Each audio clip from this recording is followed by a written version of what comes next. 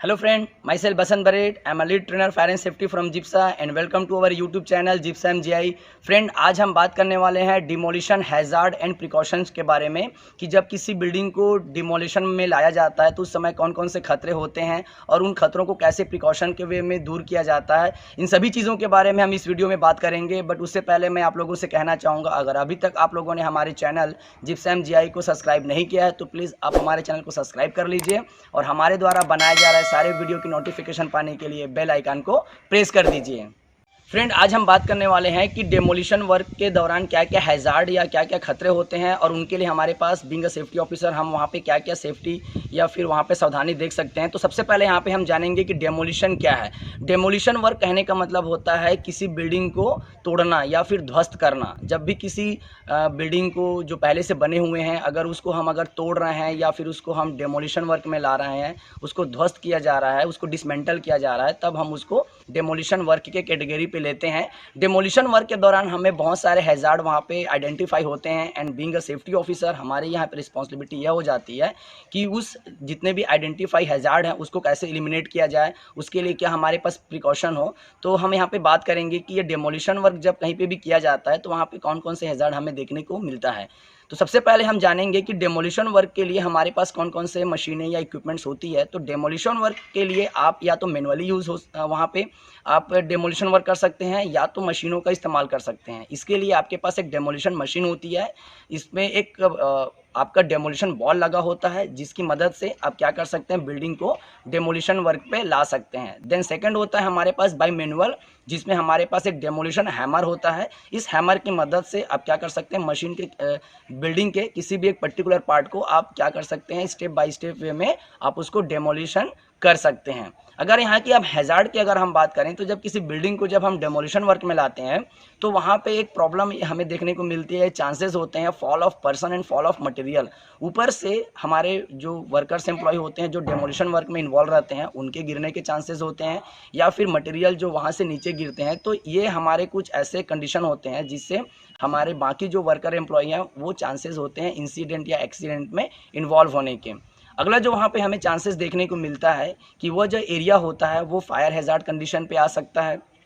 It means कि अगर कोई कनेक्शन या फिर जिस बिल्डिंग को हम डेमोलिशन वर्क में लेना चाह रहे हैं अगर वहाँ का कोई भी प्रॉपर कनेक्शन को अगर हमने डिसमेंटल नहीं किया, डिस्कनेक्ट नहीं किया है, या वहाँ का जो वाटर लाइन है, इलेक्ट्रिकल लाइन है, कोई केबल लाइन है जिसको हमने पहले से उसको आइसोलेट नहीं किया है या उसको डिस्कनेक्ट नहीं किए हैं, तो वहाँ पे हमें कुछ ऐसे कंडीशन या ऐसे हैज़ार्ड भी हमें देखने को मिल सकता है।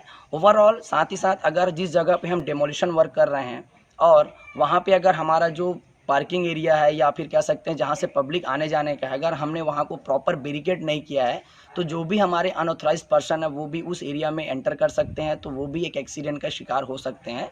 ओवरऑल ऐसे बहुत सारे हैज़ार्ड होते हैं जो हमारे डेमोलिशन वर्क के दौरान हमें उसके आसपास में देखने को मिलता है। बीइंग अ सेफ्टी ऑफिसर या कह सकते हैं सेफ्टी ऑफिसर की यहाँ पे कुछ रिस्पॉन्सिबिलिटी होती है या फिर कह सकते हैं हमें कुछ प्रिकॉशन लेने चाहिए। तो सबसे पहला जो हमारा प्रिकॉशन होता है कि उस डेमोलिशन वर्क के लिए प्रॉपर एक एप्रोप्रिएट परमिट लिया गया है कि नहीं लिया गया है, ये पहले आपको इंश्योर कर लेना है कि पहले आप उसके लिए परमिट ले लीजिए। परमिट लेने के बाद आप वहाँ पे पूरी तरीके से इंश्योर हो जाते हैं कि उस एरिया को हम प्रॉपर क्या कर लेते हैं, कवर कर लेते हैं कि वहाँ पे कोई भी अनऑथराइज व्यक्ति का एंटर वहाँ पे प्रोहिबिट हो जाता है। मीन्स जो व्यक्ति वहाँ पे इन्वॉल्व है, जिस व्यक्ति को वहाँ पे डेमोलिशन वर्क में आना है, सिर्फ वही व्यक्ति वहाँ पे एंटर करेगा, बाकी जो भी हमारे अनऑथराइज पर्सन है जिनका वहाँ पे कोई काम नहीं है वो वहाँ पे एंटर नहीं करेगा। तो ये हमारी पहली वहाँ पे प्रिकॉशन होने चाहिए। इवन जितने भी एम्प्लॉय वहाँ पे काम कर रहे हैं उनका एक टूल बॉक्स टॉक कह सकते हैं या सेफ्टी मीटिंग कह सकते हैं, उनके साथ प्रॉपर होना चाहिए, जहाँ पे आप उनको डेमोलिशन वर्क के जितने भी हैज़ार्ड हैं और जो भी सेफ्टी पॉइंट है जिनके बारे में आप उनको बताए हैं, तो ये कंडक्ट वहाँ पे होना कंपलसरी है। उनके साथ एक मीटिंग कीजिए, उनको अवेयर कीजिए कि डेमोलिशन के हैज़ार्ड क्या हैं। तीसरा जो हमारा वहाँ पे पॉइंट रहेगा कि हमें एक असेंबली पॉइंट हमें वहाँ पे बना के रखना है। हमारे उस डेमोलिशन वर्क के थोड़े से दूर पे हमें एक असेंबली पॉइंट का निर्माण करना है। जब भी हम वहाँ पे डेमोलिशन वर्क करें तो वहाँ के जो भी पब्लिक है उनको हम उस असेंबली पॉइंट तक भेज सकें, या फिर डेमोलिशन वर्क के दौरान अगर कोई भी ऐसा सिचुएशन अगर हमें देखने को मिलता है जहाँ पे किसी वर्कर एम्प्लॉय को एक्सीडेंट या इंसिडेंट होने के चांसेस लगते हैं, तो हम प्रॉपर सारे एम्प्लॉय को, वर्कर्स को उस असेंबली पॉइंट तक भेज सकें। तो हमारे पास वहाँ पे प्रिकॉशन के लिए एक असेंबली पॉइंट भी होना चाहिए। अगला जो हमारे पास प्रिकॉशन होते हैं वो है हमारे appropriate PPEs like during to demolition work. Yes friend, वहाँ पे हमारे पास कुछ ऐसे पीपी गैजेट होने चाहिए जब हम किसी डेमोलिशन वर्क में इन्वॉल्व हों, चाहे वो मैनुअली करवाया जा रहा हो या मशीन के थ्रू करवाया जा रहा हो, तो आपके पास कुछ पीपी गैजेट जो हैं वो होने चाहिए।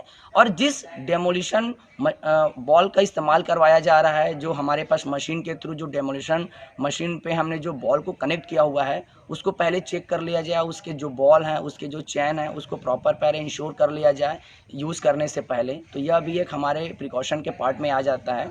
ओवरऑल हमारे ये कुछ ऐसे प्रिकॉशन है फ्रेंड, जो कि जब भी कहीं किसी बिल्डिंग को डेमोलिशन वर्क में लाया जाता है, तो वहाँ पे एक सेफ्टी ऑफिसर को इन कुछ पॉइंट्स के बारे में पता होना चाहिए, और अपने जो भी वहाँ पे काम करने वाले वर्कर एम्प्लॉय हैं, उनको मीटिंग के माध्यम से, TBT tool box talk meeting के माध्यम से उनको टाइम टू टाइम पे अवेयर करते रहना चाहिए। इससे हम काफ़ी हद तक ऐसे साइट में होने वाले एक्सीडेंट इंसिडेंट को कंट्रोल कर पाएंगे।